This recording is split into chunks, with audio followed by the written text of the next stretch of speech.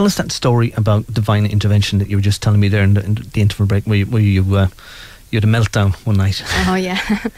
I was actually in Belfast, way down outside Belfast below the zoo, and I was asked down that night to do readings. And while I was there, my son sent me a text and he said, "Mum, I'm in the Rosetta Bar, pick me up on the way home. I'm at a gig." And well, I didn't know where the Rosetta Bar was, but I got there anyway. And whenever I was there, picked Daniel up and we headed home, and we were going up the road, and the next thing there was a security alert and the motorway was closed, and the sat-nav kept sort of ding ding, recalculate, and it was trying to send me on. Obviously it couldn't read that there was a sign on the road, and we got lost. And I do believe to this day that someone turned signs to confuse people, because we ended up going around this particular roundabout about 9-10 times, and at that point I was just really agitated, and I said to my son, "Right, that's it." I said, "We're now in the early hours of the morning, it's about 2:30 in the morning, I'm in the red, I don't know where I am, there's no filling station, I can't get diesel, we're about 40-45 miles away from home." I said, "Right, that's it. None of those signs take me home." I said, "Not one of those signs is going to take me home, so I'm not going anywhere. I'm just going to stop here in the middle of this roundabout." And I turned the car off and put my elbows on the steering wheel and my head in my hands, and I just put my head forward, and I thought, there's no point phoning home to Mickey, because he's not going to know where I am, and I can't tell him, so he can't come and get me. Yeah.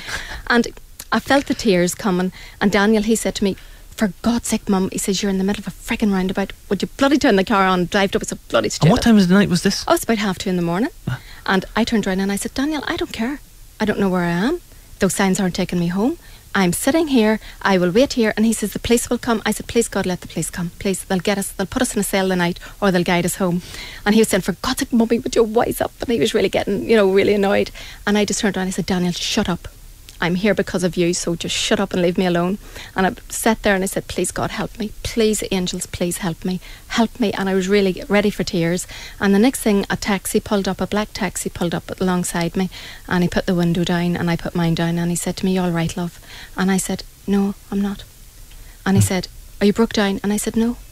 And he says, "Are you aware that you're sitting in the middle of a roundabout in Belfast?" And I said, "Yes." I said, "I'm lost." I said, "None of these signs take me home, so I'm not moving. I'm staying here. I'll stay here in the morning. I'll stay here till daylight if I have to." And he said to me, "Where are you going to?" And I said, "Dungannon." And he said, "I'm going to Dungannon, follow me." So followed him, and up wee windy roads and everything, got us onto the motorway. There was absolutely not another soul on this journey of ours. We were following this black taxi with the red lights, and then I just turned around to Daniel and I said, "I know where I am now." And as soon as I said that and turned around, the car was gone, completely vanished into thin air. And my son and I just looked at each other, and I said to him, "Oh my God, where'd the taxi go?" And I looked around and I knew there was no slip road, no exit off. And then I started to think, Jesus, did he go over the central reservation? And there was nothing. The car literally, as soon as I said the words, "I know where I am now," the car literally disappeared. So it was a chance in a million that a taxi came along that happened to be on to your hometown, which was 45 miles away. He didn't just kind of do you a favour and decide to drive 45 miles out of his way. Absolutely not. And drive back. I know, it was surreal. Okay. We're talking to Kathy Fagan about angel signs and divine intervention. If you want to comment or ask a question, drop us a text to Meteor 085 105 2107. Next up, we've Two Door Cinema Club, Undercover Martin Horror. So it's kind of... Yeah. As I say to people, I'm not the only one that has the ability, to carry out this type of work. It's in all of us. We all come here, and the ability is within all of us when we're born. We come here with it. And some of us are more open than others.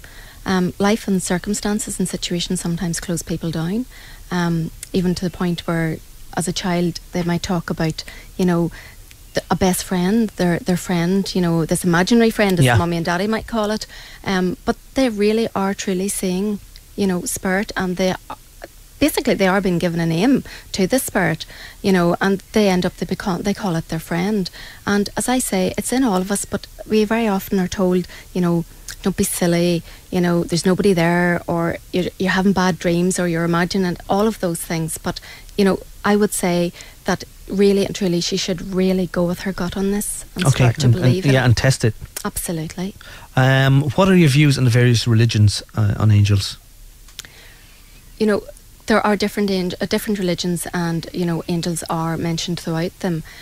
Some religions don't have angels at all, but at the end of the day, I know when we take religion out of the equation, I know that there are angels, and I know that whenever we're born and we come into this world as souls on our journey, that we come in, and as a soul, we're born into a particular family who follow a particular faith, so therefore, yeah, by default, you're exactly whatever. But whenever we die, we go home again as a soul that came forward, and there's no religion or religious, dogma. There's nothing attached to us at all. Okay, spirituality, really. Hi, enjoying tonight. I believe all about the angels. I'm lucky to have 2 angels, and they're with me every day. Big time today. Somebody relying on their angels. Lovely. Big time. This is from Fran the Ninja. Sometimes when I'm in the kitchen where I've never been, I can sense the location of cups and crockery. Yes, are they clean, Fran? Find the clean ones. That's the art. Tell her I'm calling for tea. Yeah. Hi, Paul. I wish you could find a way to find enough money for college, Pamela. Yeah, you can, Pamela. If you're into angels, you can ask them to help you. Oh, absolutely. When people come to me, and a lot of people, especially in this day and age, they've got financial worries, and I tell them that they can actually burn a green candle, any shade of green, and dried ginger that you would use in cooking, just the powdered ginger. So you light your candle, and you just sprinkle a wee bit of the ginger, so you just hear it basically, clicking on the flame, and you ask your angels of finance and the goddess Lakshmi, and you just say, Goddess Lakshmi, angels of finance. You're laughing at me, you're smoking. Yeah, it's just the name, Lakshmi. Sounds as if you say after a few cans of beer or something. So you ask them, you just say, Goddess Lakshmi, angels of finance, I need a boost in my finances and I need it now. Basically state that you want it now, or X amount of pounds, whatever it is that you need, closest to that figure, and you let the candle burn. Okay, but one thing I would say to people is don't blow it out. Whatever you do, don't blow it out. You can snuff it out with wetting your fingers, or use one of those wee snuffers, but don't blow it out, because if you blow out the candle that you've made a wish on, you'll blow it away. Oh, okay. I'm going to try that myself. Let you know It how I works. get on next It week. really does work. Hi, Paul. This week I got very sick. The day my friend wouldn't talk to me, but now that he's fine, I took no drugs, and now this sounds stupid, but could it be angels? Jess. Okay, Jess, a little bit mixed up, that text. Well, basically you kind of went through a bad time when your friend stopped talking to you, and you got sick, and whatever you reached out and held on to kind of got you through it, but it was angels or whatever. I get deja vu very frequently. Is there a reason for it? Just for us, we would say that deja vu is like it's like a memory of a past life. That's very simply that you've been here before, and possibly within that same situation, or maybe the area, having the same type of conversation all over again, and it just triggers the memory. I'm talking to Kathy Fagan, and if you want to text the show, it's meter 085 105 2107. We're talking about angels and divine interventions. If you've got any examples of that in your own life, I'd like to hear. Dragon Boy's back on. So it's spirituality, not religion, that angels come from, not this God character. Depends who you deem to be God, doesn't it? See, people, they have different names: God, Allah, Jehovah, all those things, but it is what we call a higher source, basically, and people just put, it's like, again, another label, something that we can recognise the source by. Yeah.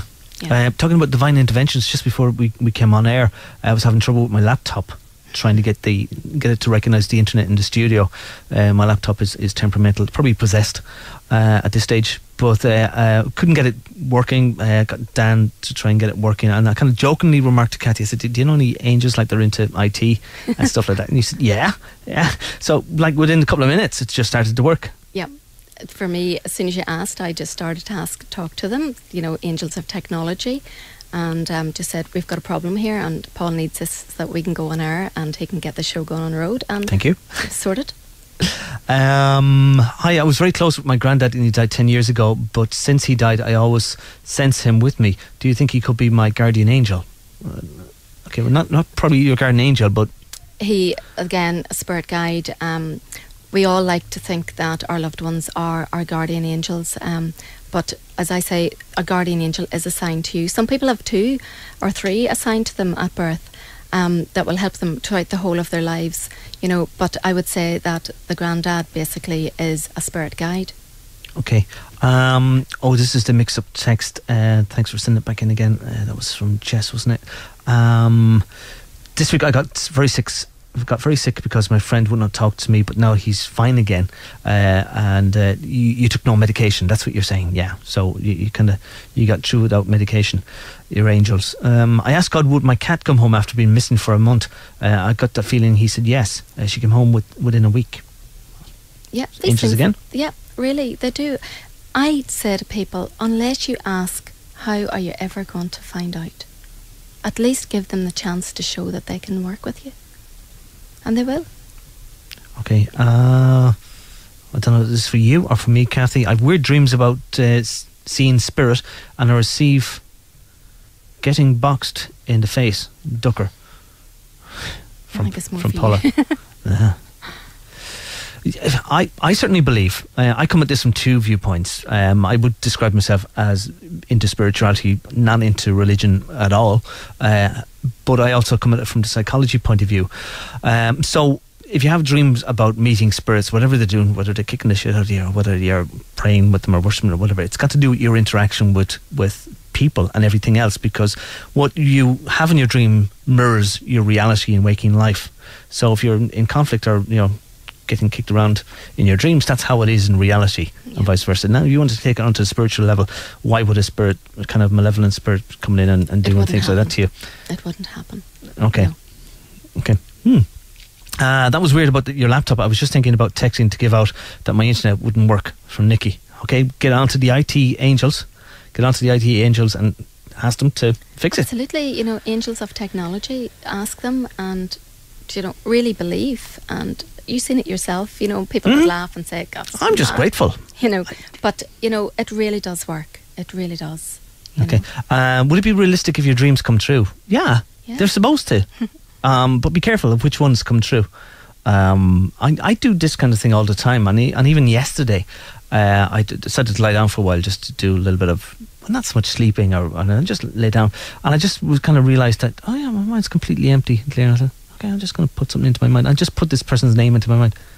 Next thing, she rang me within a minute. I said, this is great. Like, it saves me loads of money on texting. So I just kind of put it out there. I know, it's amazing. It is amazing what can happen when you really do start to believe in putting it out there. And that reminds me, talking about dreams coming true, when my book came out on dreams, I gave out a few free copies on air. I think it was on Chris's show during the week, and it was to the best dreams that came in, and I was autographing them out in the office before they were going to be posted off, and I was just writing this, and I was going to write, may all your dreams come true, best of luck, Paul. And I thought, must check actually what that texter texted in. And she texted in this nightmare about people getting hacked to bits and body parts and blood all over the place. Right, change that one.